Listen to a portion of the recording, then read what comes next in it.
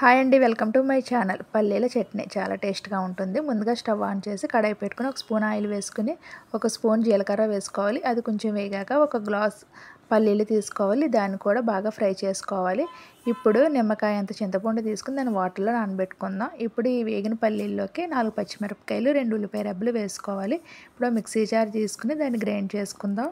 ఈ పల్లీల్ని కొద్దిగా గ్రైండ్ చేసుకున్నాక ఇందాక నానబెట్టుకున్న ఈ చింతపండు రసాన్ని కూడా దీనిలోకి వేసుకోవాలి.